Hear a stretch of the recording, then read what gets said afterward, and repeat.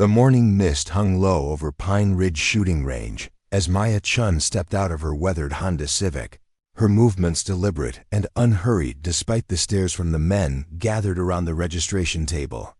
At 28, she possessed the kind of quiet confidence that often made people underestimate her, especially in places like this where testosterone and bravado seemed to echo off the concrete walls louder than the gunshots themselves.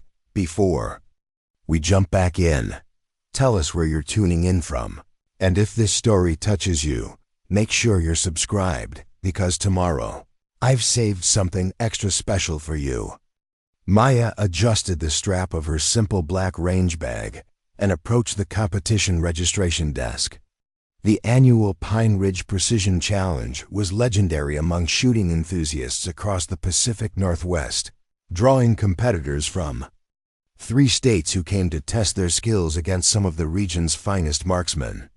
The prize money was substantial, but more importantly, the winner earned a coveted spot in the National Precision Shooting Championship held later that year in Colorado. Behind the registration table sat Buck Morrison, a grizzled rangemaster, whose weathered face told stories of decades spent around firearms. His eyes swept over Maya with the kind of casual dismissal she'd grown accustomed to in male-dominated spaces. Buck's assistant, a younger man named Derek with arms covered in military tattoos, didn't even bother looking up from his clipboard as she approached.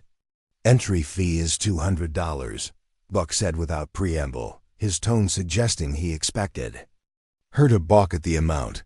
"This isn't a beginner's competition, miss. We're talking precision shooting at distances up to 800 yards. Most folks need years of training before they're ready for something like this." Maya reached into her wallet and counted out 10 $20 bills, placing them on the table with the same calm efficiency she approached most things. "I understand the requirements," she said simply. "Maya Chen, I'd like to register for the Precision Rifle Division." Derek finally glanced up, his expression shifting from indifference to something approaching concern.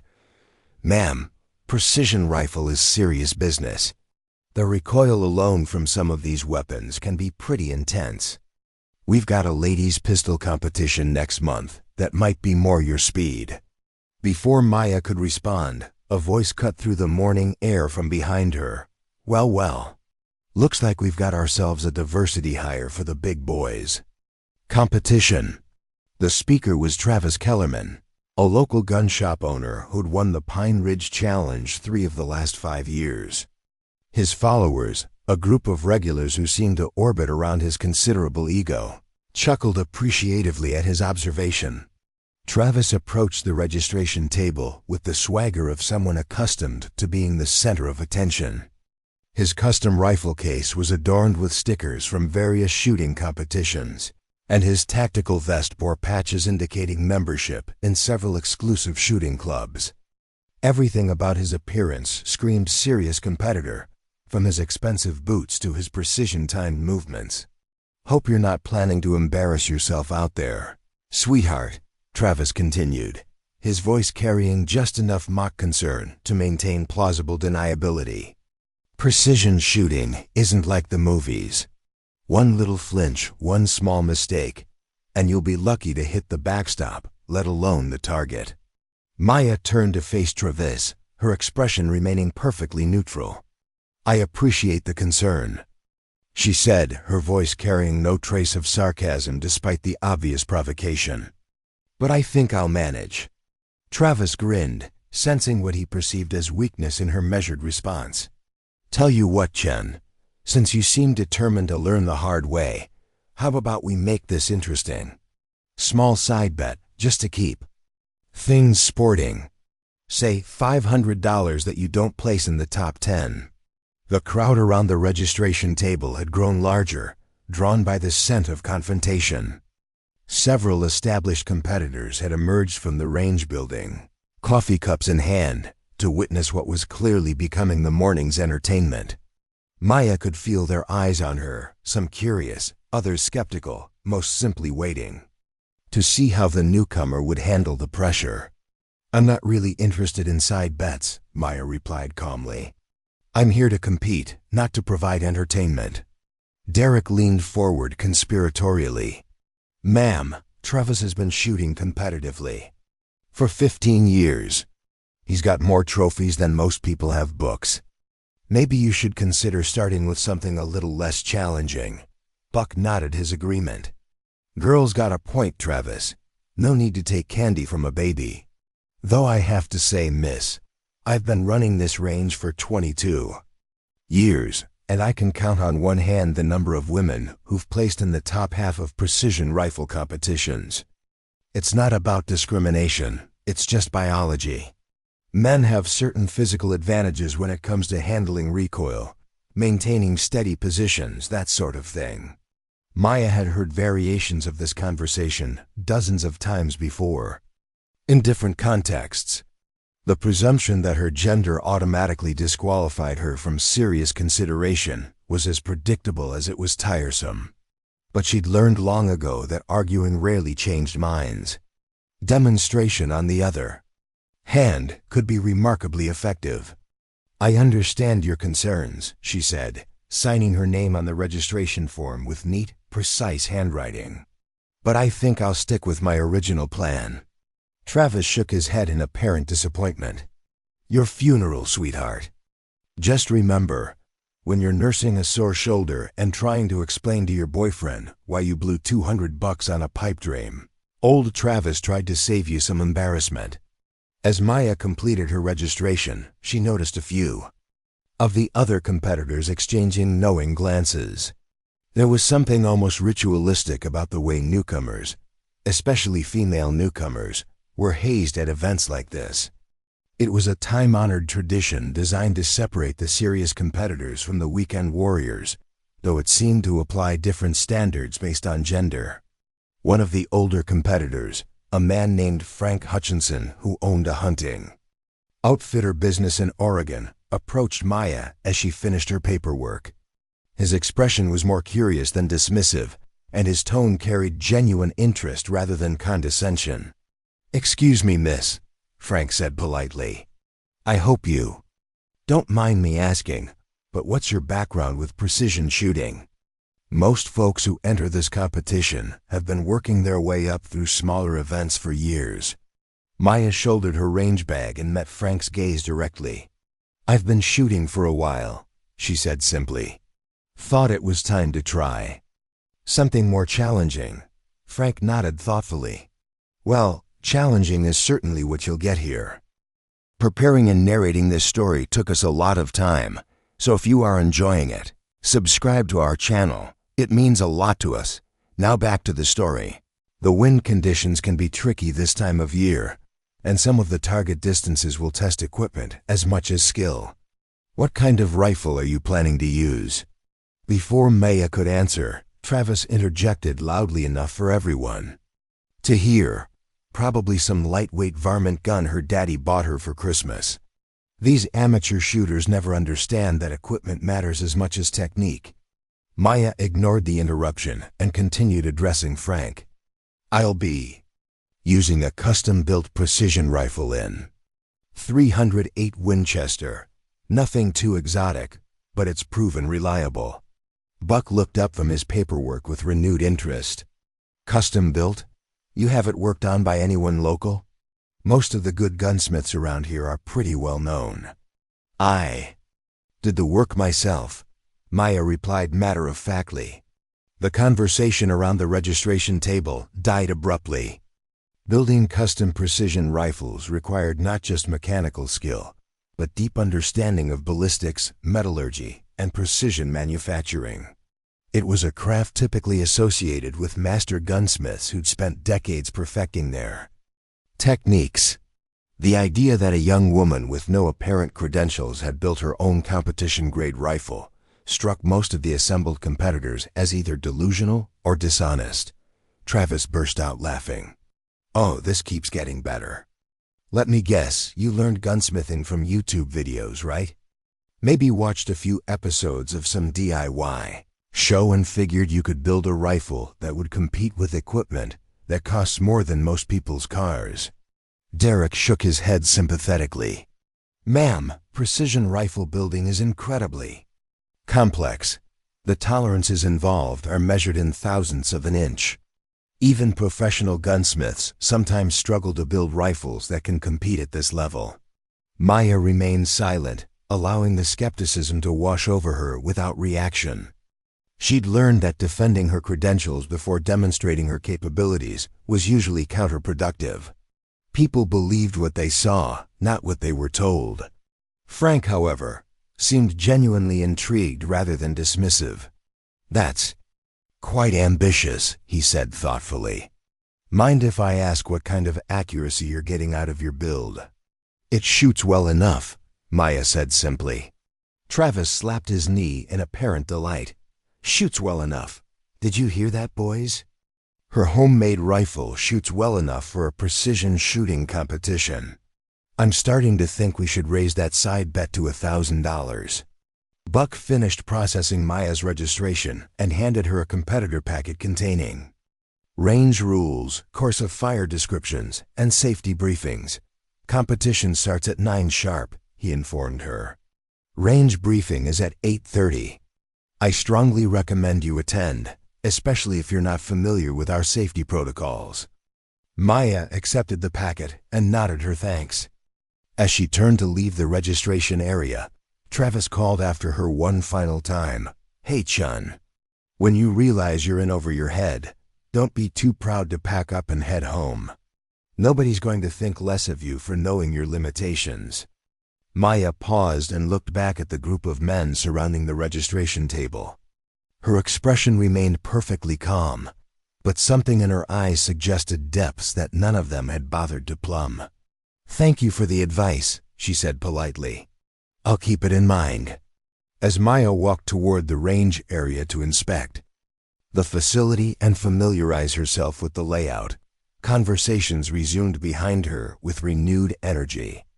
The morning's entertainment had exceeded expectations, and most of the competitors were already looking forward to watching the inevitable humiliation that would unfold once the actual shooting began. Frank watched Maya's retreating figure with a thoughtful expression. Something about her demeanor didn't match the narrative his fellow competitors were constructing. There was a quality to her movements, a certain economy of motion and awareness of surroundings that spoke of serious training and experience. But training in what exactly remained unclear. The Pine Ridge shooting range sprawled across 40 acres of rolling hills and meadowland, with target lines extending out to 1,200 yards. The facility had been designed specifically for precision rifle competition, with concrete shooting benches positioned to take advantage of natural wind shadows and sight lines that minimized mirage distortion. Maya walked the course methodically, noting wind indicators, studying target placements, and calculating ranges with the practiced eye of someone who understood the complex variables that affected long-range shooting.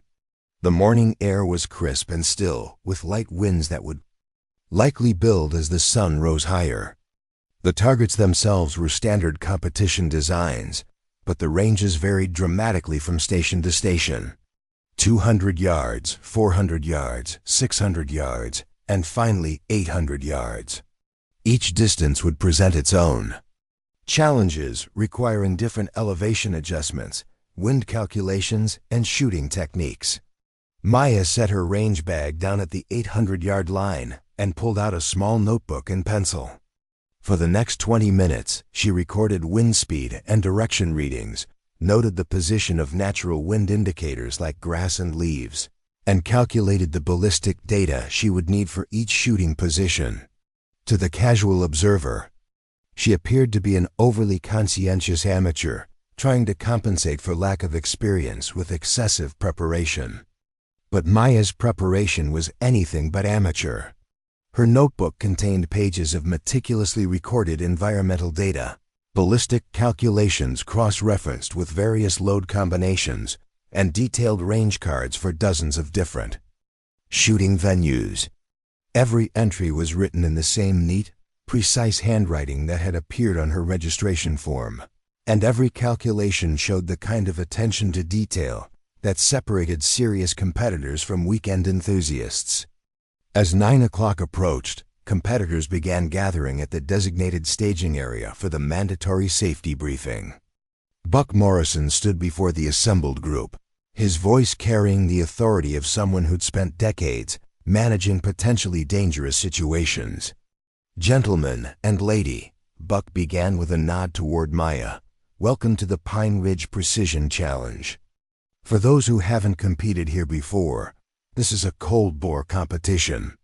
That means no sighting shots, no fouling rounds, and no equipment adjustments once the competition begins. You get the rifle you brought, the loads you prepared, and the environmental conditions Mother Nature provides." Travis raised his hand. "Buck, what's the policy on coaching? Some of these newer competitors might benefit from a little guidance." Buck's expression made it clear he understood the subtext of Travis's question. Coaching is prohibited during the competition. Every competitor shoots their own shots and makes their own adjustments. Anyone caught receiving assistance will be disqualified immediately. Maya listened to the safety briefing with the same focused attention she'd given to her range reconnaissance. Every rule, every procedure, every emergency protocol was absorbed and filed away for future reference. She'd competed in enough high-stakes environments to understand that success often depended as much on understanding the framework as on technical skill. The other competitors ranged in age from early 20s to late 60s, with most falling somewhere in the middle of that spectrum. Their equipment represented thousands of dollars in custom rifles, precision optics, and specialized accessories. Some carried their weapons in cases that cost more than Maya's entire rifle build, and their shooting gear bore the logos of premium manufacturers whose products were considered industry standards. Frank Hutchinson carried a rifle that Maya recognized as a custom build based on a Remington 700 Action, probably chambered in .300 Winchester Magnum based on the case dimensions she could observe. His scope was a high-end European model that retailed for more than most people spent on a used car, and his shooting mat was made from materials that suggested serious investment in comfort and stability. Travis Kellerman's equipment was even more impressive, featuring a fully custom rifle built on a precision action that had been hand-fitted by one of the most respected gunsmiths on the West Coast. Every component had been selected for maximum performance, from the carbon fiber barrel to the titanium action screws. His scope rings alone probably cost more than Maya's entire build. But as Maya observed her fellow competitors, she noticed something interesting.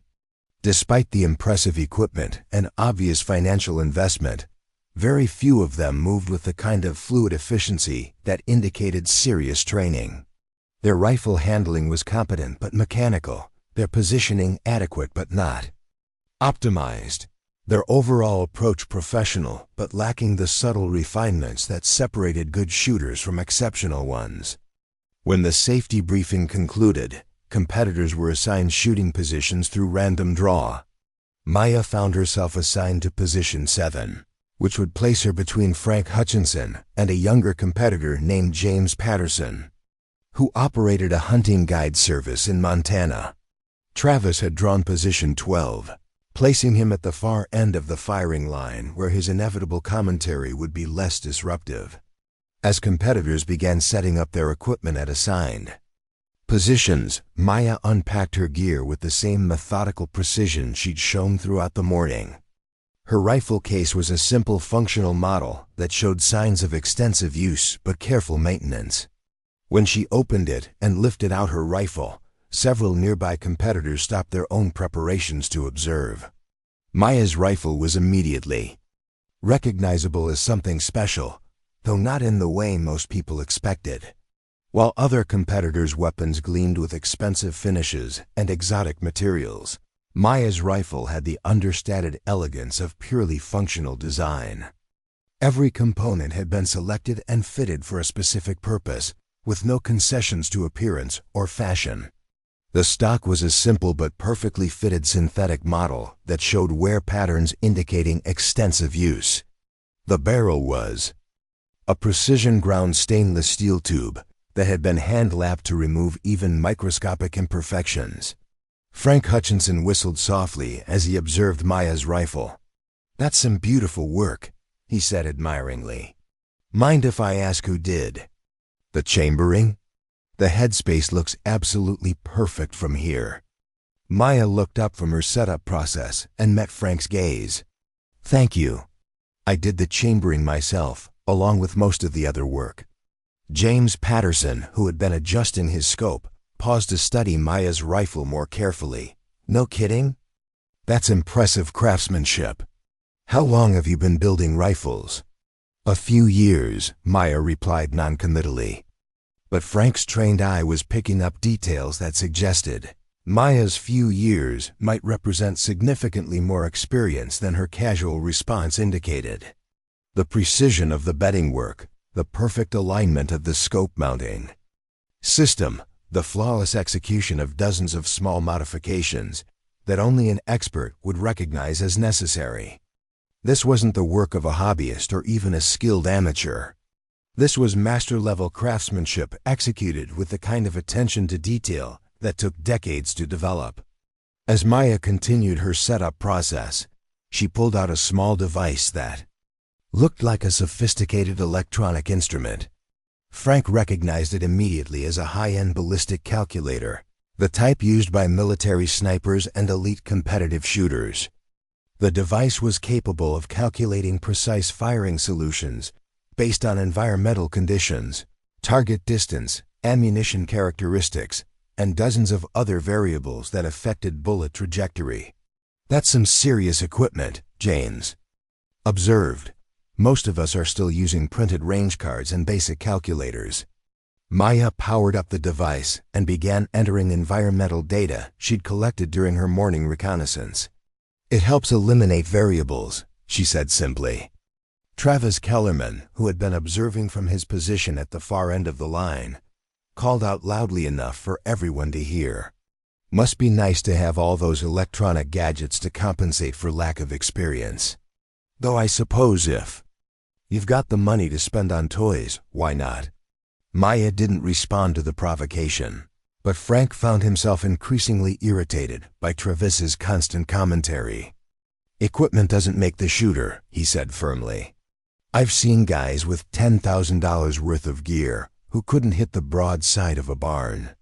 And I've seen guys with basic equipment who could outshoot anyone here," James added supportively. The range officer's whistle signaled the beginning of the competition, cutting off further conversation. Competitors had 5 minutes to complete final preparations before the first relay would begin at the 200-yard line.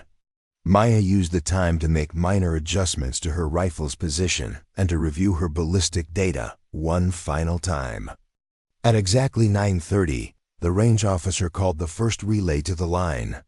Maya found herself among the initial group of shooters, which meant she would be shooting under ideal conditions before wind and mirage had time to build significantly.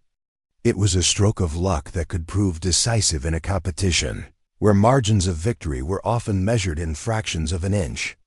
The 200-yard targets were deceptively challenging despite the relatively short distance. The scoring rings were small enough that even minor errors in technique or judgment would result in dropped points, and the wind, while light, was sufficient to affect bullet trajectory for those who failed to account for it properly. Maya settled into her shooting position with movements that appeared almost casual to the untrained observer, but which actually represented years of refined technique. Her body position optimized bone support while minimizing muscle tension.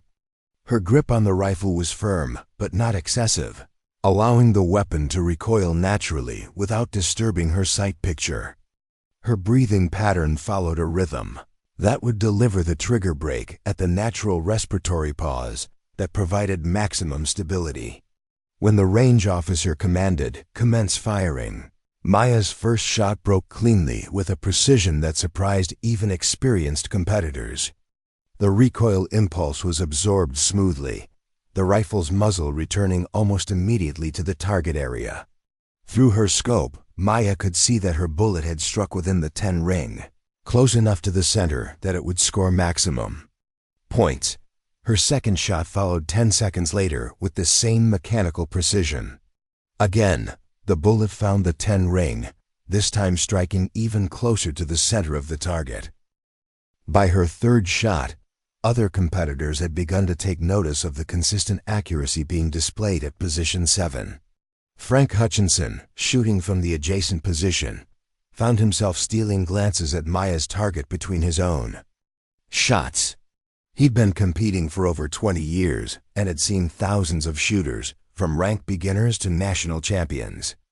Maya's shooting technique showed refinements that indicated training at the highest levels. Her trigger control was flawless, her follow-through consistent, her shot timing optimized for maximum accuracy. But it wasn't just her technique that impressed Frank. It was her mental approach to the shooting process. There was no visible tension, no rush to complete shots, no second-guessing of decisions.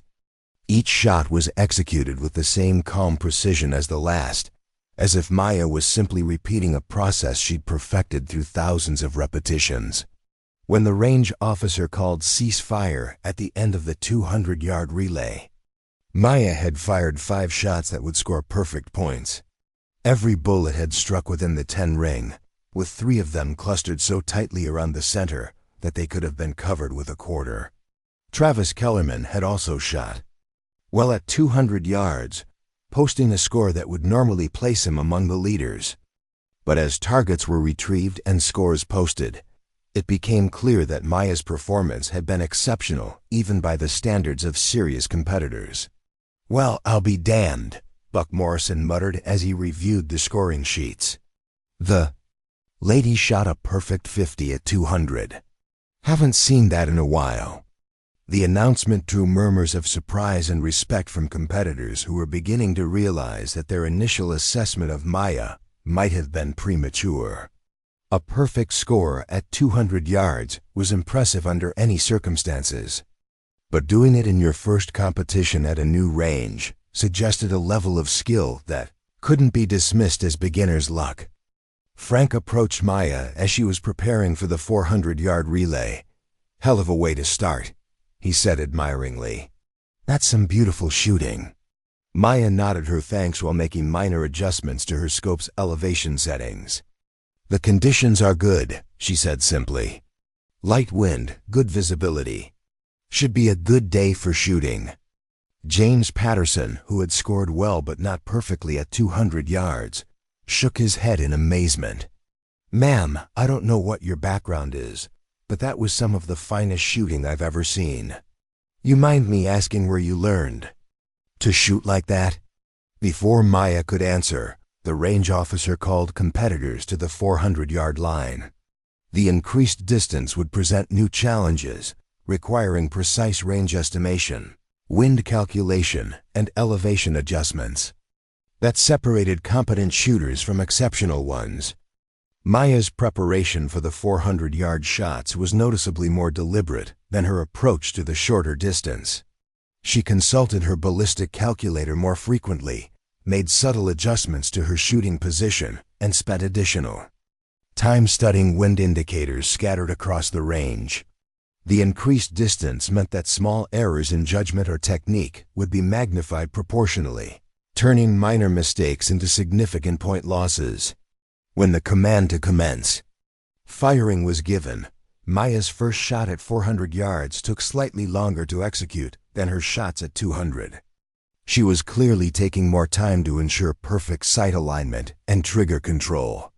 When the shot broke, the recoil impulse was absorbed with the same smooth efficiency she displayed earlier, but Maya spent several additional seconds studying the target through her scope before beginning preparation for her second shot. The additional care proved justified. Maya's first shot at 400 yards struck the 10 ring just left of center, a placement that indicated perfect range calculation, but a slight underestimation of wind effect. Her second shot, fired 15 seconds later, struck slightly right of center, suggesting she'd made a correction for wind that had proved accurate. The third, fourth, and fifth shots clustered tightly around the center of the target, each one demonstrating incremental refinements in Maya's reading of environmental conditions. By the end of the 400-yard relay, Maya had posted another perfect score, but this one had required considerably more skill to achieve. The wind had built slightly during the relay, requiring constant adjustment and recalculation. Several other competitors had dropped points due to environmental factors they'd failed to account for properly. Travis Kellerman had performed well. At 400 yards, dropping only 2 points due to a shot that drifted slightly in a wind gust he'd failed to anticipate. His score was still competitive, but the gap between his performance and Maya's had widened rather than narrowed as he'd expected. Lucky wind conditions, Travis commented loudly as scores were posted. Wait until we get to the longer distances where equipment really starts to matter. But Frank Hutchinson was beginning to understand that luck had very little to do with Maya's performance. Her wind reading skills were exceptional, her equipment was performing flawlessly, and her shooting technique showed no signs of deterioration under pressure. If anything, she seemed to be settling into a rhythm that suggested even better performance at longer distances. The 600-yard line represented a significant escalation in difficulty, with environmental factors becoming increasingly critical to successful shot placement. At this distance, a wind variance of just 2 miles per hour could push a bullet several inches off target, and elevation miscalculations that were barely noticeable at shorter ranges became glaring errors that destroyed scores. Maya's preparation for the 600-yard relay was noticeably more intensive than her previous efforts. She spent additional time with her ballistic calculator, cross-referencing wind readings from multiple indicators positioned at various points along the bullet's flight path. The increased complexity of the calculation was evident in the number of variables she had to consider: wind speed and direction at multiple points, temperature variations that affected air density, even the slight mirage effects that were beginning to build as the morning sun heated the ground. Other competitors were also showing signs of increased concentration as the distances grew longer. Frank Hutchinson was consulting a detailed range card he'd prepared during previous visits to Pine Ridge, while James Patterson was making careful adjustments to his rifle's position to compensate for the different shooting angle required at 600 yards. Travis Kellerman appeared supremely confident as he settled into his shooting position, his expensive equipment gleaming in the morning sunlight. His rifle was topped with a scope that cost more than most people's monthly salary, and his shooting accessories included every possible aid that regulations permitted. To the casual observer, he appeared to be the most prepared and professional competitor on the line. When the range officer commanded competitors to begin the 600-yard relay, Maya's first shot took considerably longer to execute than her previous efforts. She was clearly taking extra time to ensure perfect environmental calculations and shot execution. The increased distance meant that any error would be magnified dramatically, turning small mistakes into significant point losses. Maya's first shot at 600 yards struck the 9 ring, just outside the center scoring area. It was her first dropped point of the competition, and several competitors took notice of what appeared to be a crack in her previously perfect performance.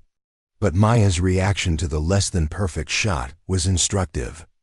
Rather than showing frustration or concern, she simply noted the impact point, made a slight adjustment to her point of aim, and began preparation for her second shot. The second shot struck the 10 ring near the center, indicating that Maya had correctly diagnosed and compensated for whatever factor had caused her first shot to drift slightly. Her third, fourth, and fifth shots clustered tightly in the center of the target, each one demonstrating refined understanding of the environmental conditions affecting bullet flight at the extended range. Frank Hutchinson, shooting from the adjacent position, was impressed by Maya's ability to make accurate corrections based on her first shot's impact. Many competitive shooters struggled with this aspect of long-range shooting, either making excessive corrections that overcame for minor errors or failing to make necessary adjustments that would improve subsequent shots. Travis Kellerman's performance at 600 yards was solid, but not exceptional. He dropped 3 points due to shots that drifted in wind gusts he'd miscalculated, and his final shot struck low, suggesting an elevation error that he'd failed to recognize and correct.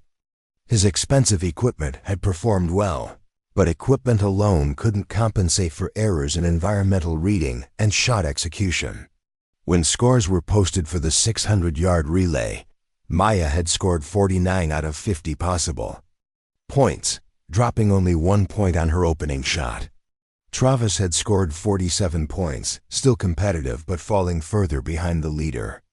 Several other competitors had scored in the mid-40s, respectable performances that kept them in contention, but unlikely to challenge for the overall victory.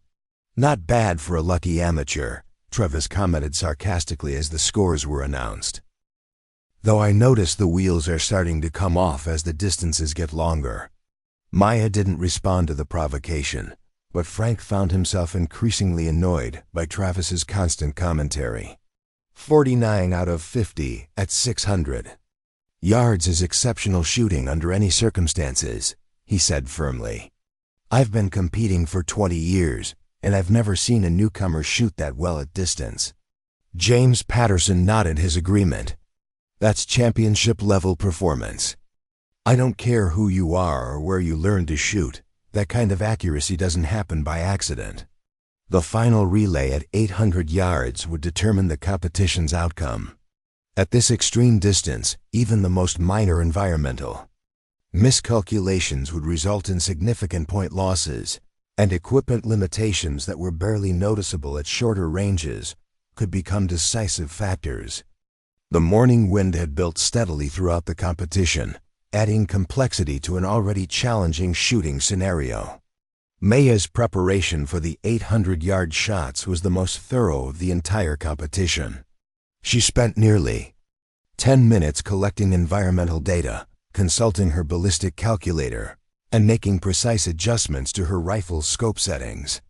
The complexity of the calculations required at 800 yards was evident in the number of variables she had to consider simultaneously. Other competitors were also showing signs of the increased pressure that accompanied the final relay. Several had already been eliminated from contention by poor performance at 600 yards, but the remaining shooters were still close enough in score that exceptional performance at 800 yards could potentially change the overall standings. Travis Kellerman was clearly feeling the pressure of trailing Maya by several points. His setup process was more hurried than usual, and he seemed to be second-guessing decisions about wind calculation and equipment settings. The psychological pressure of unexpected competition from someone he'd dismissed as an amateur was beginning to affect his usual confidence. When the range officer called competitors to the firing line for the final relay, the tension was palpable. Maya settled into her shooting position with the same calm efficiency she displayed throughout the competition, but the increased distance and wind conditions required even more precise technique than she'd demonstrated previously. Maya's first shot at 800 yards represented the culmination of everything she'd learned about Pine Ridge's environmental conditions during her morning reconnaissance and previous relays. The bullet's flight time at this distance was sufficient for wind variations to have dramatic effects on impact point, and even slight errors in elevation calculation could push shots completely off the scoring rings. When Maya's first shot broke, the recoil impulse was absorbed with the same smooth control she'd maintained throughout the competition. Through her scope, she could see that the bullet had struck the 10 ring, slightly right of center.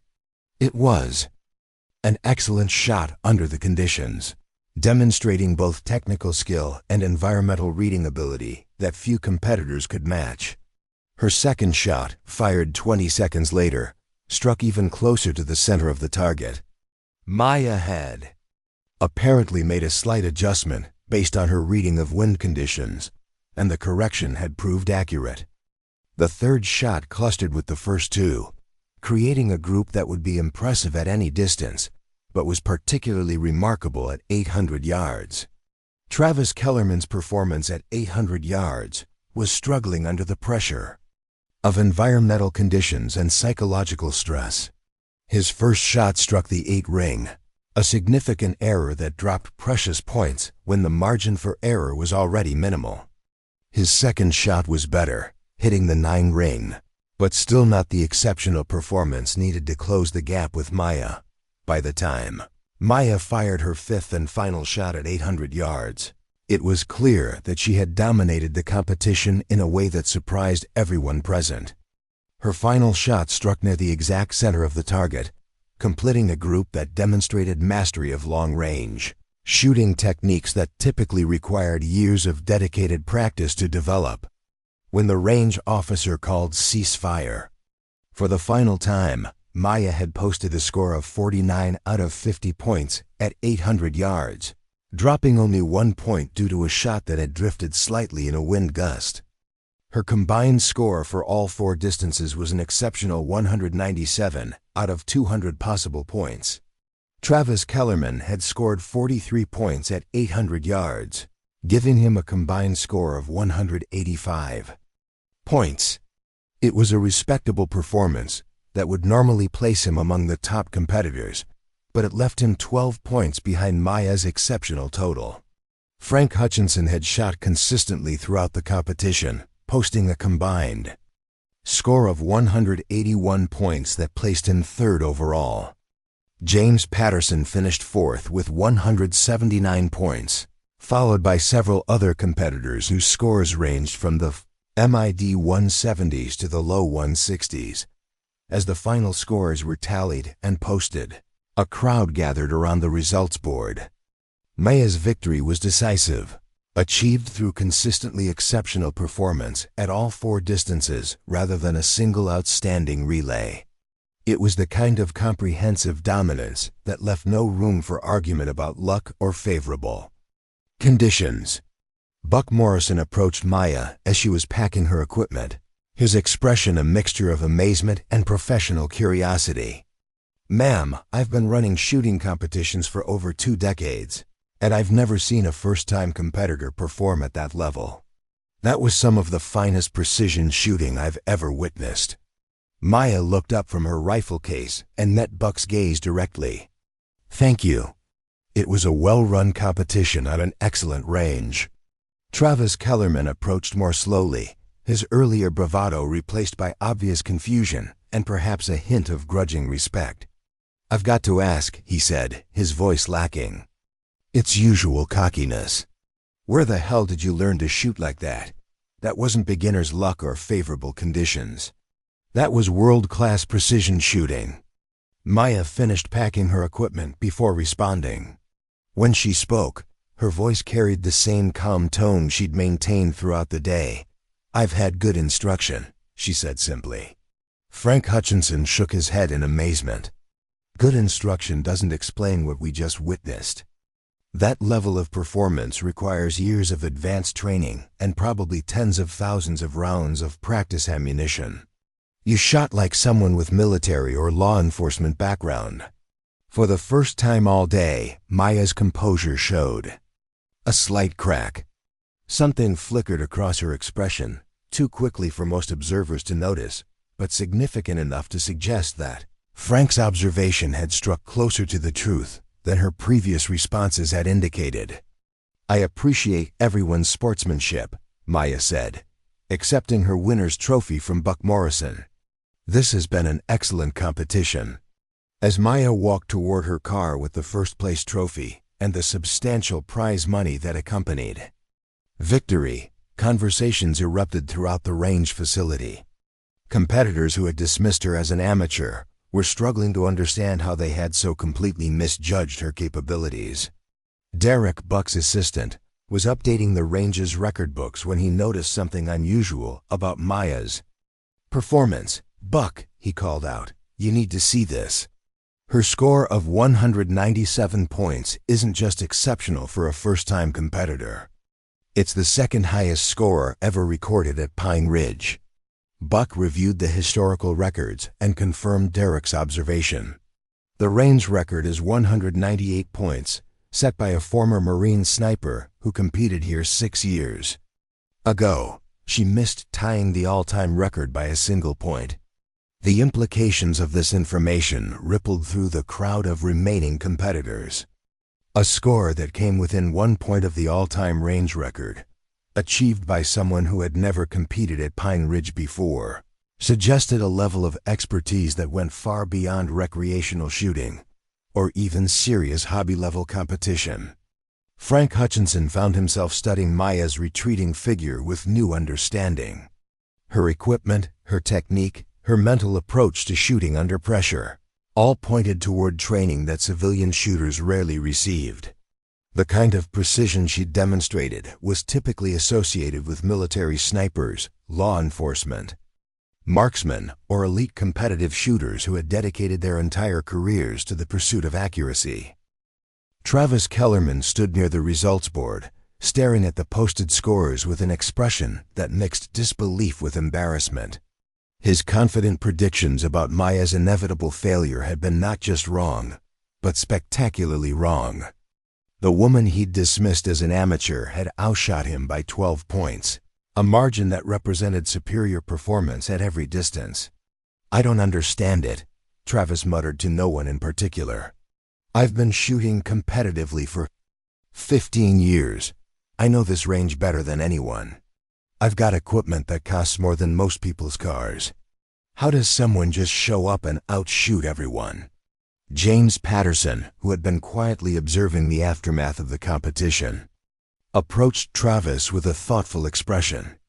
"Maybe the question isn't how she outshot us," he suggested. "Maybe the question is why we assumed she couldn't." Buck Morrison was conducting his own post-competition analysis, reviewing the scoring sheets and trying to understand what he'd witnessed. Maya's performance had been remarkable not just for its consistency, but for the apparent ease with which she'd adapted to Pine Ridge's specific environmental conditions.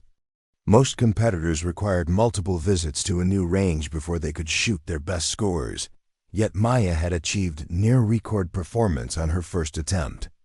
Derek approached Buck with additional information he'd discovered while updating the range records. "Boss, I did some research on that score. 197 points has only been achieved 3 times in the history of Pine Ridge.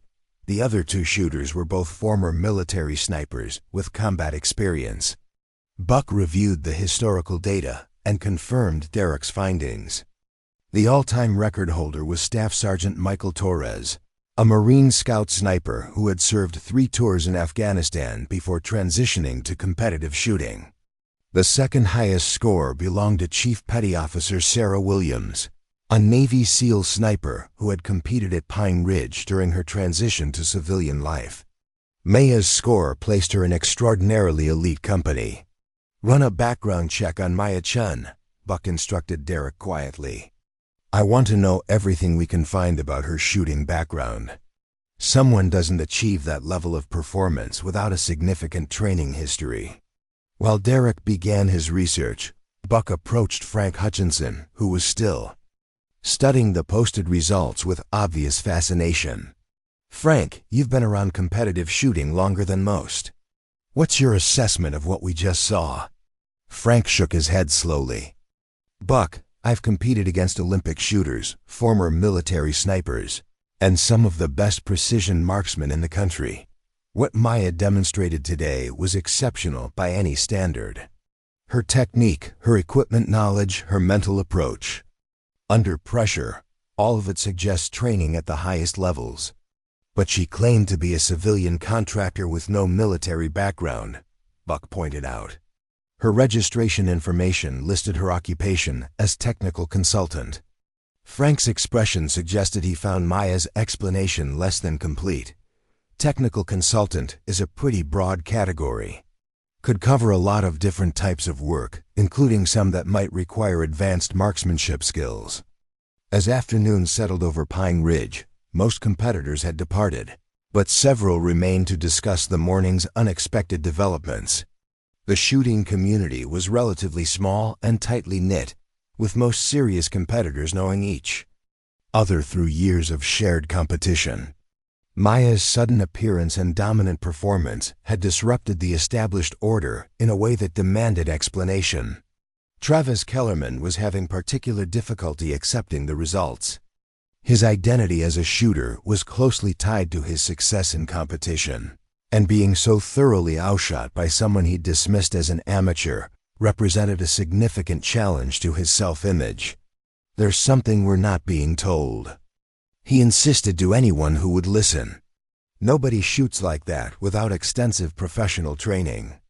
Derek's initial research into Maya's background had yielded frustratingly little information. Her civilian contractor credentials appeared legitimate, with records showing work for various government agencies over the past several years. But the specific nature of her work was classified at levels that prevented civilian access, and her personal background before entering the contracting field was notably sparse. "It's like she didn't exist before 5 years ago," Derek reported. To Buck, "No competition records, no shooting club memberships, no training certifications that I can find. Either she learned to shoot in complete obscurity, or there's information that isn't publicly available." Buck's experience with military and law enforcement shooters suggested several possible explanations for gaps in Maya's documented background. Certain types of government service, particularly in specialized roles, often resulted in participants having limited public records. The kind of precision shooting Maya had demonstrated was consistent with training provided to military snipers, special operations personnel, or specialized law enforcement units. "Keep digging," Buck instructed Derek. "Someone with her level of skill didn't learn in a vacuum. There has to be a training history somewhere." Meanwhile, Maya had returned to her modest apartment across town, where she hung her first place trophy on a wall that already displayed several other shooting awards. The trophies represented victories at competitions across the Pacific Northwest, all achieved under similar circumstances where her capabilities had been underestimated until demonstrated through performance. Maya's apartment reflected the same functional efficiency that characterized her shooting equipment. Furniture was practical rather than decorative, with most surfaces clear except for technical manuals and equipment maintenance supplies. One wall was dominated by a large safe that contained several precision rifles and thousands of rounds of carefully prepared ammunition. But the most revealing aspect of Maya's living space was a small framed photograph on her nightstand. The image showed a group of 12 individuals in military uniforms, their faces serious beneath the distinctive headgear that identified them as members of an elite military unit. Maya appeared in the front row, younger but recognizably the same person who had dominated the Pine Ridge competition. The photograph bore no unit designation or identifying information, but the quality of equipment visible in the image and the obvious professionalism of the personnel suggested a highly specialized military organization. Each individual in the photograph carried themselves with the confident bearing that came from extensive training and successful completion of challenging missions. Maya studied the photograph for several minutes, her expression carrying the weight of memories that civilian life could never fully replace. The transition from military service to civilian contractor work had been necessary for personal reasons, but it had required her to compartmentalize skills and experiences that had once defined her entire identity. Her phone rang, interrupting her reflection. The caller ID displayed a number she recognized immediately, despite not having seen it for over 2 years. Maya hesitated for a moment before answering, knowing that contact from this particular source usually indicated developments that would complicate her carefully maintained civilian existence. "Chen," she answered simply. "Maya, it's Colonel Harrison. I hope I'm not interrupting anything important." The voice on the other end carried the authority and familiarity of someone who had supervised Maya's work for several years during her military service. "Colonel, it's been a while. What can I do for you?" Colonel Harrison's tone became more serious. "We've got a situation developing that requires someone with your particular skill set. I know you're committed to civilian life, but this is important enough that I thought you should hear about it directly. Maya felt the familiar tension. That came with potential returns to her former professional world. What kind of situation? There's been a series of incidents at military training facilities across the country. Someone with advanced marksmanship skills has been conducting what appear to be demonstration attacks. No casualties, but the precision involved suggests professional training at the highest levels. Maya's attention sharpened immediately. Attacks on military facilities by someone with advanced shooting skills represented exactly the kind of threat that her former unit had been designed to address. What makes you think this requires my involvement? The ballistic evidence suggests the perpetrator is using techniques and equipment consistent with advanced military sniper training. Specifically, the kind of training provided to your former unit. We need someone who understands those capabilities to help with the investigation. Maya was quiet for several seconds, processing the implications of what Colonel Harrison was describing.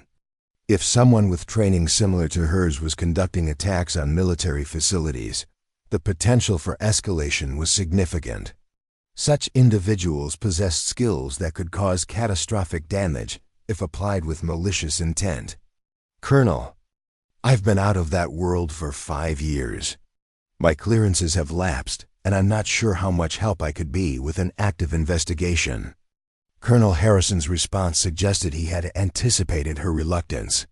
Your clearances can be reactivated within 24 hours. As for your usefulness, Maya, there are exactly 7 people in the country who received the level of training you completed. 3 are still on active duty. 2 are deceased. 1 has been missing for 18 months. And then there's you. The implications of this information were sobering. Maya's former unit had been extremely small and highly specialized, with training that took years to complete and success rates that eliminated most candidates. If someone with similar capabilities was conducting attacks on military facilities, the list of possible suspects was extraordinarily short. What happened to the missing team member? Maya asked, though she suspected she already knew the answer. Staff Sergeant David Park, excellent soldier, exceptional marksman, but he had difficulty adjusting after the unit was disbanded. Last confirmed contact was 18 months ago in Oregon. Since then, he's been completely off the grid. Maya remembered David Park clearly. He had been 2 years younger than her, recruited directly from the Army's best sniper school, and had demonstrated natural shooting abilities that exceeded even the high standards of their unit. But David had also struggled with the psychological demands of their work, particularly the isolation and secrecy that their missions required. You think David is responsible for these incidents? Colonel Harrison's tone indicated he found the possibility deeply troubling. The ballistic evidence is consistent with someone using our training and equipment. The target selection shows intimate knowledge of military facility security, and the timing coincides with the period since David disappeared. Maya stood up and moved to her window, looking out at the quiet suburban neighborhood where she'd built her civilian life. The contrast between this peaceful environment and the world Colonel Harrison was describing felt particularly stark. Colonel, assuming David is responsible, what exactly are you asking me to do? We need you to help us understand his likely next moves and assist in locating him before these demonstration attacks escalate into something with casualties. You know how he thinks, how he operates, what his capabilities are. The request placed Maya in an impossible position. Returning to her former professional world would mean abandoning the civilian identity she'd carefully constructed. But if David Park was indeed conducting attacks on military facilities, his capabilities were sufficient to cause massive casualties if his actions escalated beyond mere demonstrations. I need time to think about this, Maya said finally. I understand, but time is something we don't have much of. The attacks have been escalating in complexity, and intelligence suggests he's planning something significantly larger than what we've seen so far. After ending the call with Colonel Harrison, Maya found herself facing a decision that would determine the direction of her immediate future. Her civilian life provided the anonymity and peace she'd sought after leaving military service, but it also meant abandoning responsibilities to people who had once depended on her skills and judgment. Maya pulled out her laptop and began researching the incidents Colonel Harrison had described. News reports were limited and carefully sanitized, but the pattern was clear. Someone with exceptional marksmanship skills had been conducting precision attacks on military training facilities, demonstrating capabilities that suggested professional training while carefully avoiding casualties. The most recent incident had occurred at Fort Campbell, where an unknown sniper had disabled several training vehicles with precision shots that demonstrated intimate knowledge of their vulnerabilities. No personnel had been injured, but the psychological impact on trainees and instructors had been significant. The message was clear. Someone with the ability to cause massive casualties was choosing restraint, but that restraint might not continue indefinitely. As Maya reviewed the available information, she began to recognize patterns that were indeed consistent with David Park's training and psychological profile. The target selection showed strategic thinking that prioritized symbolic impact over tactical advantage. The precision of the attacks demonstrated technical skills that few individuals possessed, and the escalating complexity suggested someone building toward a larger objective. Maya's phone rang again, this time displaying a number she didn't recognize. She answered cautiously, aware that her conversation with Colonel Harrison might have triggered additional contacts from her former professional world. Maya Chen? The voice was unfamiliar, with an accent that suggested origins in the American Southwest. Who is this? My name is Agent Sarah Rodriguez, FBI. I understand. You may have information relevant to an ongoing investigation. I'd like to meet with you to discuss some incidents that have been occurring at military facilities. Maya felt the walls of her civilian life beginning to close in around her. Contact from both military and civilian law enforcement suggested that her former professional identity was becoming impossible to maintain in isolation from current events. Agent Rodriguez, I'm not sure what information you think I might have, but I'm a civilian contractor with no current involvement in military operations. Agent Rodriguez's response indicated she possessed more information about Maya's background than casual research would have provided.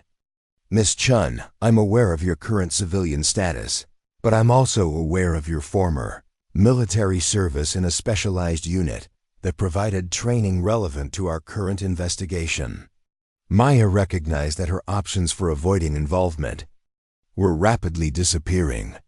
If both military and civilian authorities were seeking her assistance, the situation was serious enough that her cooperation might be inevitable.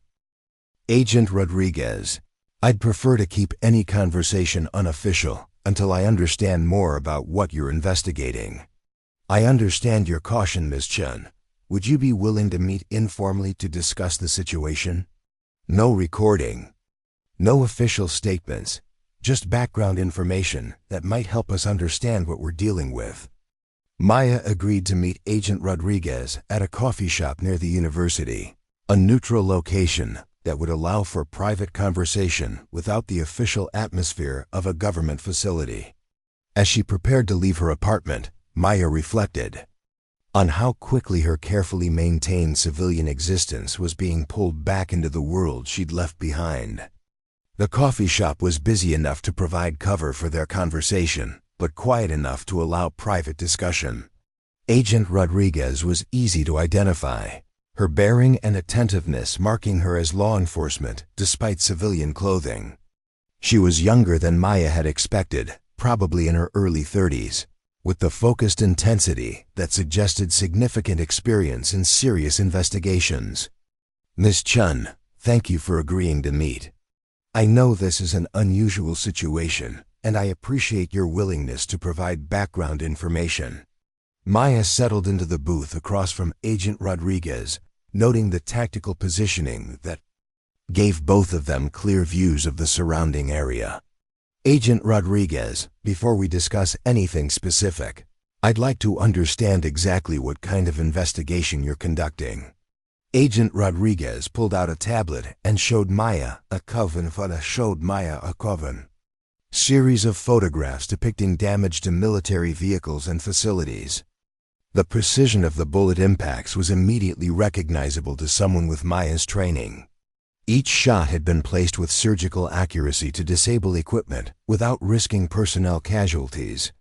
We're investigating a series of incidents at military training facilities across 7 states. Someone with exceptional marksmanship skills has been conducting what appear to be demonstration attacks. No injuries so far, but the level of precision involved suggests professional training that very few individuals possess. Maya studied the photographs carefully, recognizing techniques and shot placement that were indeed consistent with the training she'd received. The distances involved, the precision of the impacts, and the strategic selection of targets all pointed towards someone with advanced military sniper training. Agent Rodriguez, what makes you think I can provide useful information about these incidents? Agent Rodriguez leaned forward slightly, her expression indicating she was about to share information that wasn't widely known. Ms. Chen, the ballistic analysis suggests the perpetrator received training from a very specific program. A program that trained fewer than a dozen individuals over its entire existence. You're one of those individuals. Maya felt the familiar weight of classified information and operational security considerations. Even in civilian life, certain aspects of her military service remain sensitive enough to require careful handling. I'm not sure how much I can tell you about training programs that may still be classified. I understand the sensitivity, Ms. Chen, but we're not asking for classified details about the program itself. We need help understanding the capabilities and likely behavioral patterns of someone with that training. Maya considered Agent Rodriguez's request carefully. Providing general information about capabilities and tactics wouldn't necessarily compromise classified operational details, but it would represent a significant step back toward her former professional world. Agent Rodriguez, assuming I can provide useful background information, what exactly are you hoping to accomplish? These demonstration attacks, if that's what they are, seem designed to avoid casualties. Why the FBI involvement? Agent Rodriguez's expression became more serious. Because our behavioral analysis suggests these demonstrations are building towards something larger. The complexity and audacity have been escalating with each incident. We're concerned that whoever is responsible may be preparing for an attack that won't be limited to property damage. Maya understood the logic behind Agent Rodriguez's concern. Military personnel trained to her level possessed capabilities that could cause catastrophic casualties if applied with malicious intent. The fact that previous attacks had avoided human casualties might indicate restraint rather than inability. What kind of larger attack are you anticipating? Agent Rodriguez consulted her tablet again, showing Maya intelligence assessments and threat analysis reports. We've identified several high-value targets that would be consistent with the escalation pattern we've observed. Military ceremonies, training exercises with large numbers of personnel, even civilian events with military participation. The scope of potential targets Agent Rodriguez described was sobering. Someone with advanced sniper training could indeed cause massive casualties at any of those events, particularly if they were willing to sacrifice their own survival in the process. Maya's former unit had been trained to neutralize exactly those kinds of threats. Agent Rodriguez, do you have any suspects in mind, or are you casting a wide net? Agent Rodriguez's response confirmed Maya's suspicion that law enforcement had identified specific individuals of interest. We have a person of interest who fits the profile. Former military, advanced marksmanship training, psychological issues related to transition to civilian life. but we haven't been able to locate him for questioning. Maya felt increasingly certain that Agent Rodriguez was referring to David Park, though she couldn't confirm that suspicion without revealing information about her conversation with Colonel Harrison. The psychological profile Agent Rodriguez described was indeed consistent with David's struggles after their unit's disbandment. "What kind of assistance are you looking for from me specifically?" Agent Rodriguez leaned back slightly, her expression indicating she was about to make a significant request. "We need someone who understands the suspect's training and capabilities to help us predict his next moves. Someone who can think like he thinks, understand his tactical approach, maybe even establish communication if the opportunity arises." Maya recognized that Agent Rodriguez was essentially asking her to become an active participant in a manhunt for someone who had once been her teammate and friend. The ethical and emotional complications of such involvement were staggering, even assuming she was willing to abandon her civilian life. "Agent Rodriguez, what you're describing sounds like you want me to serve as some kind of consultant or advisor. That would require a significant commitment of time and possibly personal risk. Ms. Chen, I won't pretend this wouldn't be challenging or potentially dangerous. But the alternative might be allowing someone with exceptional capabilities to cause massive casualties. We need your expertise to prevent that outcome." Maya stared out the coffee shop window, watching civilian life continue around them while contemplating a return to the world of tactical operations and life-or-death decisions. The transition back to her former professional identity would mean abandoning the peaceful anonymity she'd worked years to establish. "I need to think about this," Maya said finally. "This isn't the kind of decision I can make quickly." Agent Rodriguez nodded understandingly. "I appreciate that, Ms. Chen, but I should mention that time is a critical factor. Our intelligence suggests the next incident may occur within the next few days, and it may represent a significant escalation from what we've seen previously." As Maya drove home from her meeting with Agent Rodriguez, she found herself caught between competing obligations and loyalties. Her duty to prevent casualties argued for cooperation with law enforcement, but her loyalty to former teammates complicated any involvement in hunting David Park. The shooting competition that morning had been a pleasant distraction from these larger concerns, but those concerns were now demanding immediate attention. Maya's apartment felt different when she returned, as if her conversations with Colonel Harrison and Agent Rodriguez had somehow altered the space itself. The trophies on her wall now seemed like artifacts from a simpler time when her greatest challenge was proving her shooting skills to skeptical competitors. Her secure phone rang, displaying a number that indicated Colonel Harrison was calling back sooner than expected. Maya answered with growing resignation that her civilian life was rapidly becoming untenable. "Maya, we've had a development that changes the timeline significantly. David Park was spotted near Fort Lewis 3 hours ago. Our intelligence suggests he's planning an attack during tomorrow's training exercise." Maya felt the familiar surge of adrenaline that accompanied time-critical operational situations. "What kind of training exercise?" "Live-fire drill with approximately 200 personnel. If David is planning to escalate beyond property damage, this would provide maximum impact opportunity." Maya closed her eyes, recognizing that her decision point had arrived sooner than expected. David Park's capabilities, combined with a target-rich environment, represented exactly the kind of scenario her former unit had been trained to prevent. "Colonel, what exactly are you asking me to do?" Colonel Harrison's response indicated he had been preparing for this moment throughout their earlier conversation. "We're assembling a small team to locate and neutralize the threat before tomorrow's exercise. We need someone who understands David's capabilities and tactics. Someone he might trust enough to approach without immediately opening fire." Maya understood that Colonel Harrison was asking her to participate in an operation that might require her to confront and potentially kill someone who had once been her teammate.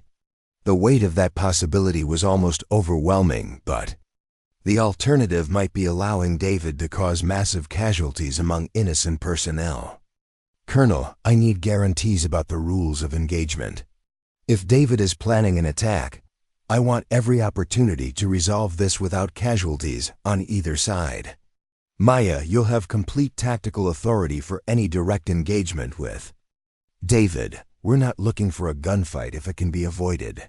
But if he's committed to causing casualties, stopping him becomes the priority. Maya stared at her reflection in the apartment window, seeing not the civilian contractor she'd become, but the operator she'd once been. The skills and instincts that had made her exceptional at precision shooting were the same ones that might now be required to save lives by taking one. Colonel, I'll need complete operational briefings on David's recent activities, current intelligence, assessments, and tactical support from personnel who understand the situation. This isn't something I can do as a solo operation. Colonel Harrison's relief was evident in his voice. Maya will have everything you need. Transport leaves from McCord Air Force Base in 4 hours. A full briefing package will be waiting for you. As Maya began packing equipment she hadn't used in years, she reflected on how quickly her life had shifted from civilian competition to military operation. The precision shooting skills she'd demonstrated at Pine Ridge that morning would now be applied in a context where accuracy might mean the difference between saving lives and watching helplessly as tragedy unfolded. Her equipment selection reflected the serious nature of the mission ahead. Instead of her competition rifle, Maya packed her military specification precision rifle system, complete with advanced optics and ballistic calculators designed for tactical rather than sporting applications. Her gear loadout included body armor, communications equipment, and medical supplies that hadn't seen use since her active duty service. Before leaving her apartment, Maya took one final look at the photograph of her former unit.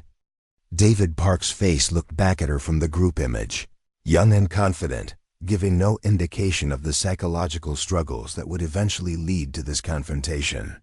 Maya wondered if there was still enough of that young soldier left to reach, or if the years of isolation and mental deterioration had created someone beyond redemption.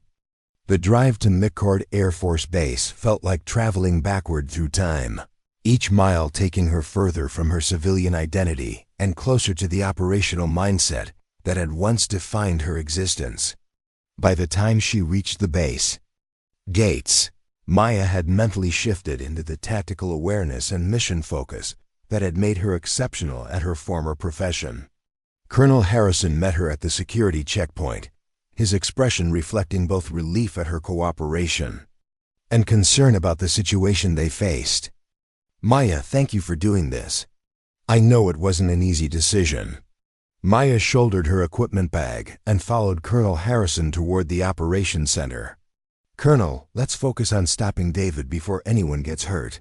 We can discuss the personal costs later.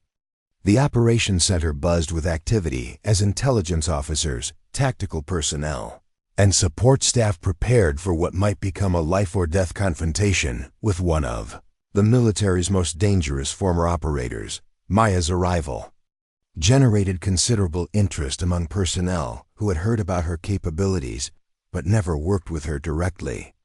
The briefing package Colonel Harrison provided contained detailed intelligence on David Park's activities over the past 18 months, including psychological evaluations that painted a disturbing picture of progressive isolation and paranoid thinking.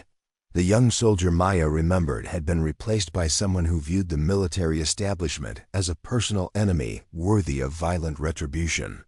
Maya, this is Agent Rodriguez, Colonel Harrison said, introducing the FBI agent Maya had met earlier. She'll be coordinating the civilian law enforcement aspects of the operation. Agent Rodriguez looked surprised to see Maya in military gear and operational mindset so soon after their coffee shop conversation. Ms. Chen, I didn't expect you to be participating in active operations. Maya checked her equipment one final time, her movements efficient and automatic despite years away from operational tempo. Agent Rodriguez, sometimes the best way to provide expertise is through direct application. As the briefing continued, Maya learned that David Park had been observed conducting reconnaissance of Fort Lewis for the past week, apparently planning his attack with the same methodical precision that had characterized his military service.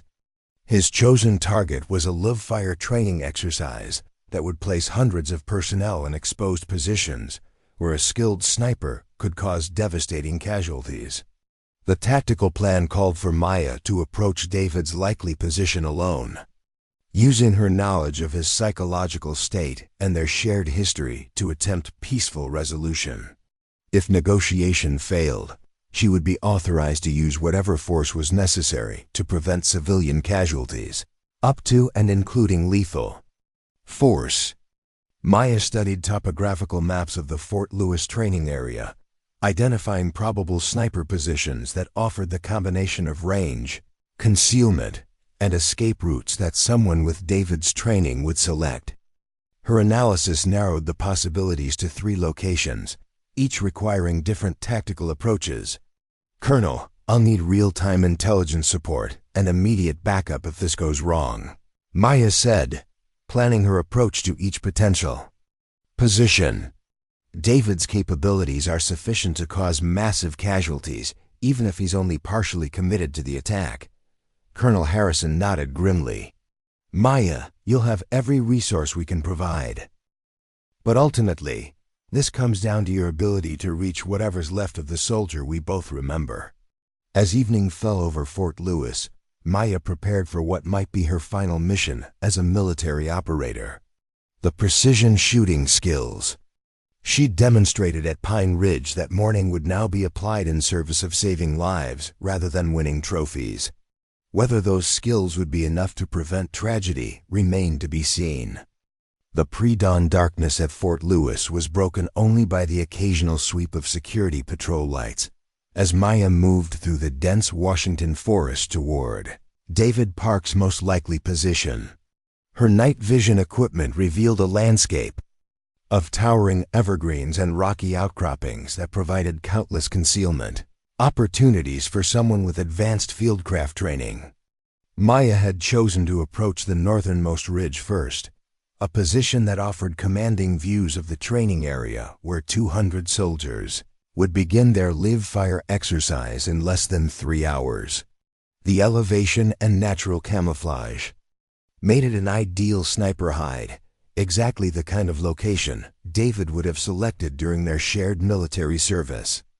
Moving through the forest required all of Maya's accumulated stealth skills, developed through years of operations where detection meant mission failure or death.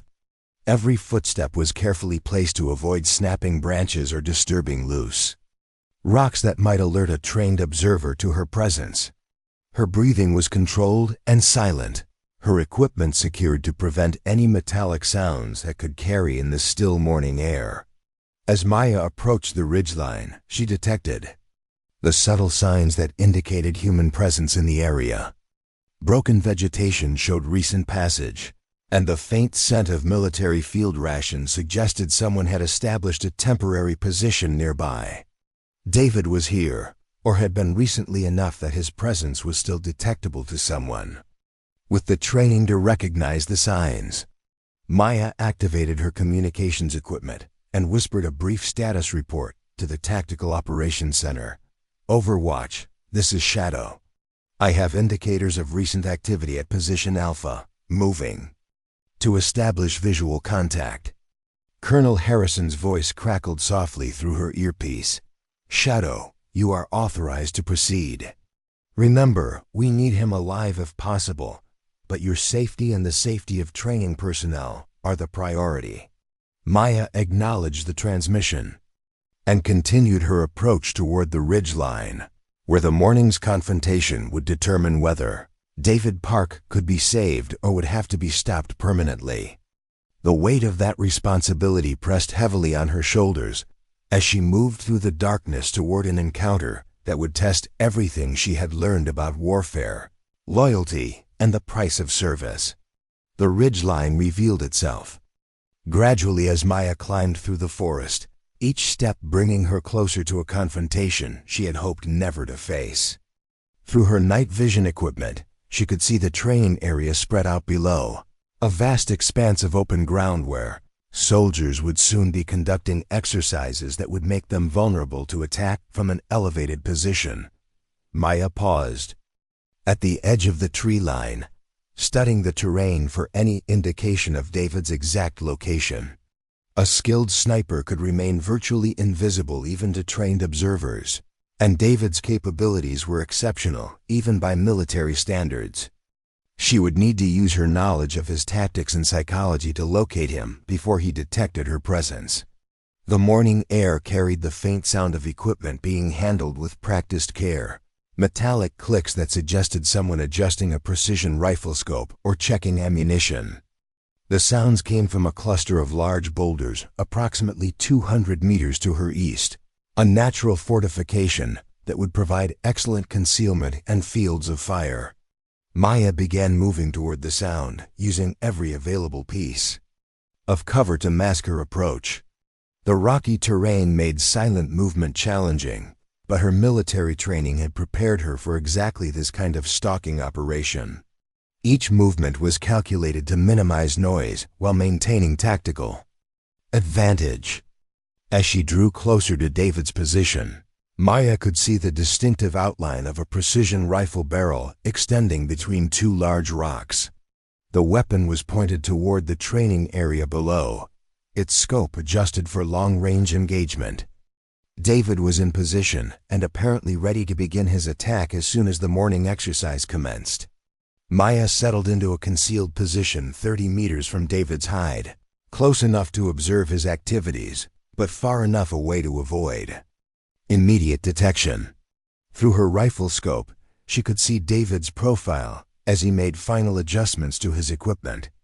The years since their last meeting had changed him significantly, his face gaunt and his movements carrying the nervous energy of someone under severe psychological stress. Maya activated her communications equipment and prepared to make contact with her former teammate. The next few minutes would determine whether the soldier she had once known could be reached, or if the troubled individual he had become was beyond redemption. "David," she said quietly, her voice carrying clearly in the still morning air. "It's Maya. We need to talk." David's reaction was immediate and telling. Rather than spinning around in surprise or bringing his weapon to bear on her position, he simply stopped what he was doing and remained motionless for several seconds. When he finally spoke, his voice carried a mixture of resignation and bitter amusement. "Hello, Maya. I wondered when they would send you. Though I have to admit, I thought it would take them longer to track me down." Maya rose slowly from her concealed position, keeping her rifle lowered but ready. "David, whatever you're planning. Here, it's not too late to stop. These soldiers haven't done anything to deserve what you're considering." David turned to face her, his appearance even more disturbing up close than it had been through her scope. His eyes held the hollow look of someone who had lost hope, and his clothes showed signs of weeks spent living rough in the wilderness. The confident young soldier Maya remembered had been replaced by someone who looked like he was barely holding on to sanity. "You don't understand, Maya. They destroyed us. They took everything we were, everything we accomplished, and they threw it away like it meant nothing. The unit, our service records, our sacrifices, all of it erased because it became politically inconvenient." Maya moved closer, keeping her voice calm and non-threatening. "David, I understand the anger. I felt it too after they disbanded the unit. But hurting innocent soldiers won't change what happened to us." David's laugh was harsh and without humor. "Innocent? Maya, there are no innocent people in the system that betrayed us. Every soldier down there is part of the machine that decided we were expendable. They deserve to know what it feels like to be disposable." Maya could see the twisted logic that had driven David to this point, the psychological deterioration. that had transformed legitimate grievances into justification for mass violence. The isolation and lack of support following their unit's disbandment had clearly taken a devastating toll on his mental stability. David, listen to me. I know you're in pain. I know you feel abandoned and forgotten. But this isn't the answer. Killing those soldiers won't bring back what we lost, and it won't make the pain go away. David's expression shifted between anger and something that might have been doubt. For a moment, Maya thought she saw a glimpse of the man she had once served beside, someone capable of redemption despite the darkness that had consumed him. Maya, you don't know what it's been like. Watching normal people live normal lives while we're stuck with memories of things that officially never happened. Having skills that no civilian job can use, carrying burdens that no one else can understand. Maya nodded, understanding the isolation David described because she had experienced it herself. You're right, David. Transition to civilian life was harder than anything we faced in the service. But I found ways to use our skills productively. You can too, if you put down the rifle and walk away from this. David's grip on his weapon tightened, and Maya could see him struggling with competing impulses. Part of him wanted to believe that redemption was possible, but years of anger and resentment had created momentum that was difficult to stop. It's too late, Maya. I've already committed to this course of action. Those soldiers are going to learn what it means to be vulnerable. To face death from an enemy they can't see or fight back against. Maya realized that negotiation alone would not be sufficient to prevent the attack David was planning. His psychological state had deteriorated to the point where rational argument could not overcome the consuming need for revenge that drove his actions. David, I can't let you do this. These soldiers have families, people who love them, futures they deserve to live. I won't let you destroy their lives because of what happened to us. David's expression hardened as he recognized that Maya would not allow him to proceed with his planned attack. I thought you might understand. Maya, I hoped that someone who shared our experiences would see the justice in what I'm doing. Maya could hear the sound of vehicles approaching the training area below, indicating that the morning exercise was about to begin. Within minutes, hundreds of soldiers would be exposed in the open terrain where David's rifle could cause massive casualties. David, please, put down the weapon and come with me. We can get you the help you need, the support you should have received when the unit was disbanded. It's not too late to choose a different path. David shook his head slowly, his decision apparently final. Maya, I appreciate what you're trying to do, but this is bigger than just me now. This is about sending a message that can't be ignored or covered up. When those soldiers start dying, the whole country will have to acknowledge what we sacrificed. Maya could see that David was beyond reason, committed to a course of action that would result in massive casualties unless she took immediate action to stop him. The weight of that responsibility settled on her shoulders as she prepared to do what her military training had prepared her for, but what her heart desperately wanted to avoid. David, I'm sorry it came to this, but I won't let you hurt those people. David turned back toward his rifle, apparently intending to begin his attack despite Maya's presence. His movement triggered years of tactical training that overrode personal sentiment and emotional attachment. Maya's rifle came up smoothly, her scope settling on the center of David's torso. David, stop. Don't make me do this.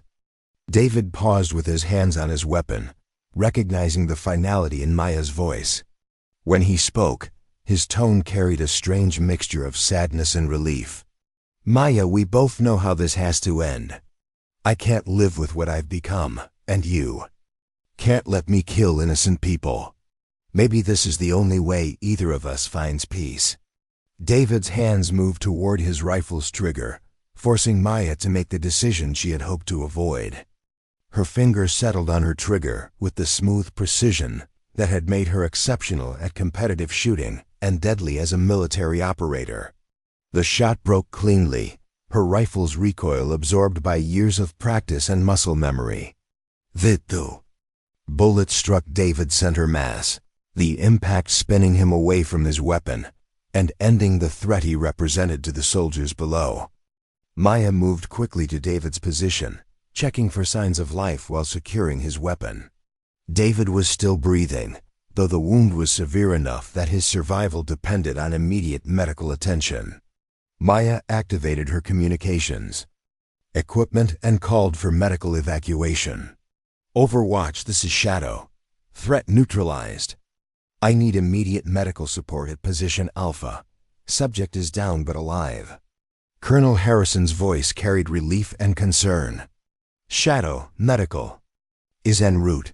What's your status? Maya knelt beside David, applying pressure to his wound while monitoring his vital signs. Despite everything that had transpired, she felt no satisfaction in what she had been forced to do. David Park had been a good soldier who deserved better. Support during his transition to civilian life. I'm operational, Colonel.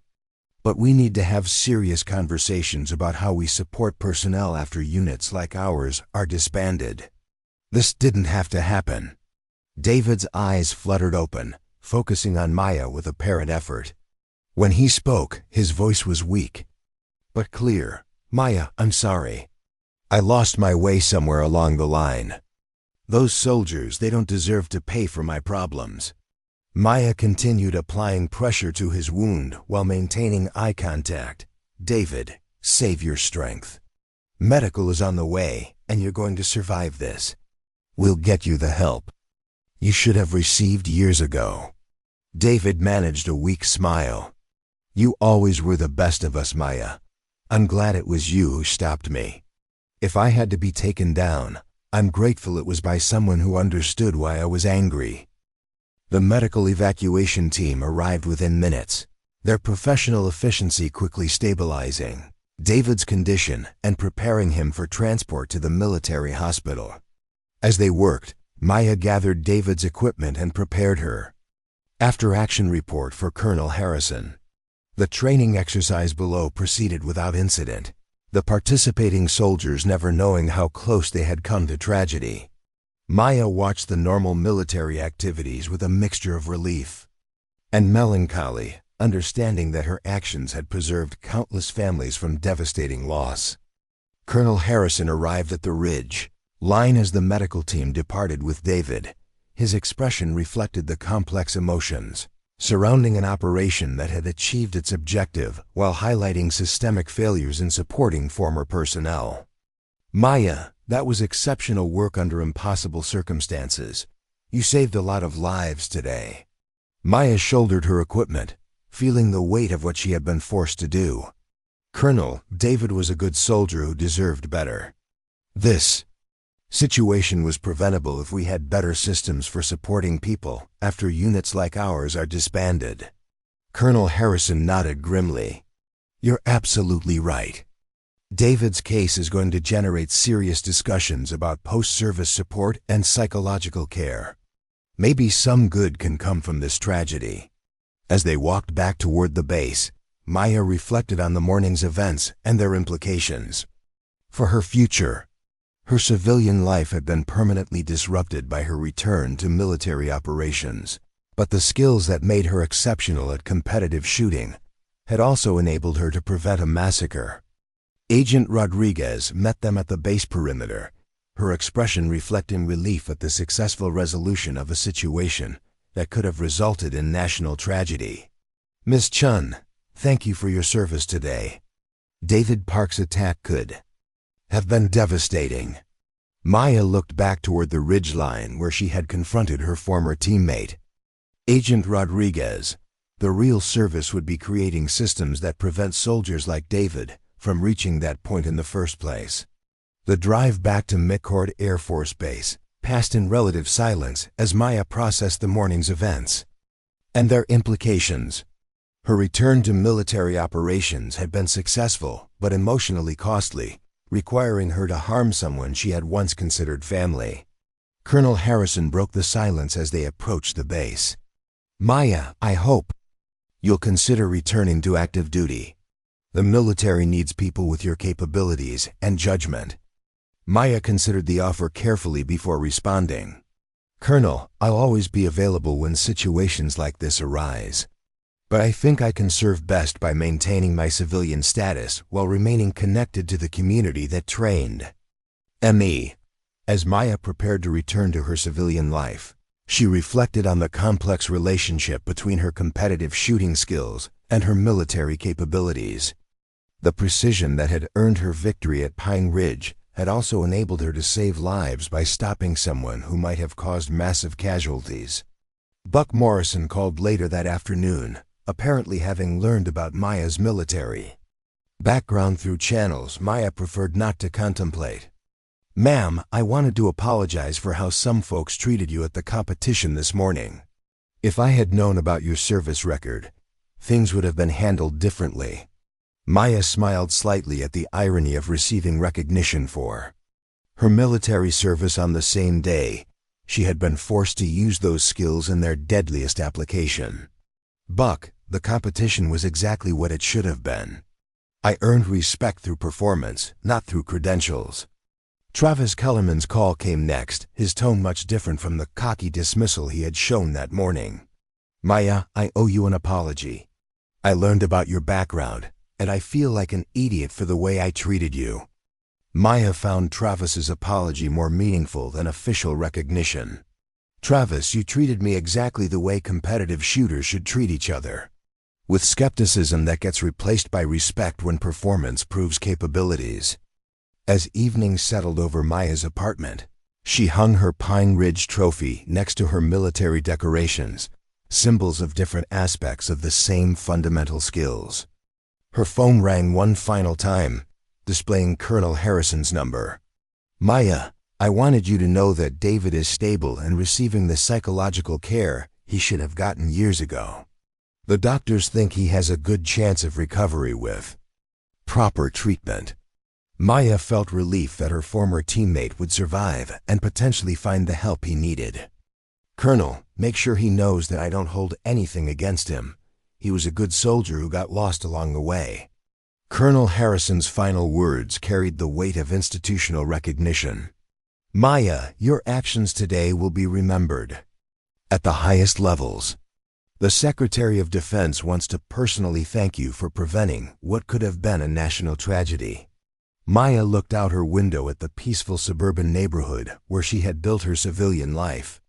The contrast between morning competition and afternoon combat operation highlighted the complex duality of skills that could create beauty through precision or preserve life through controlled violence.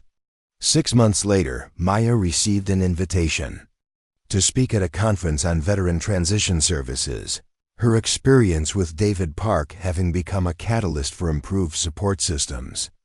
She also received word that David was making good progress in his recovery and had expressed interest in working with other veterans facing similar challenges. The Pine Ridge Shooting Range established an annual scholarship in Maya's name, providing training and equipment to military veterans interested in competitive shooting. Buck Morrison personally invited her to return as a guest instructor, an offer she accepted with the understanding that her role would include mentoring other veterans, making the transition to civilian competition. Maya's apartment wall now displayed both competitive shooting trophies and a letter of commendation from the Secretary of Defense, symbols of how the same skills could serve vastly different purposes depending on the circumstances. Her phone continued to ring occasionally with requests for consultation on matters requiring her unique combination of tactical expertise and civilian perspective. The shooting community that had initially dismissed Maya as an amateur eventually learned the full story of her background, though the classified details remained protected.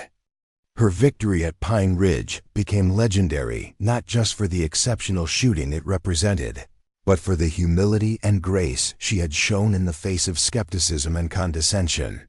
Maya continued to compete occasionally, her presence at shooting matches serving as a reminder that capabilities often exceed appearances and that judgment should be reserved until performance provides evidence She also continued to serve as a consultant on security matters, her civilian status providing unique value in bridging military and civilian perspectives. The question of whether Maya shot like a girl had been definitively answered through demonstration, rather than argument. She shot like someone whose precision was limited only by the laws of physics and whose commitment to excellence exceeded any artificial constraints based on gender or appearance. Up next, you've got 2 more standout stories. Right on your screen. If this one hit the mark, you won't want to pass these up. Just click and check them out.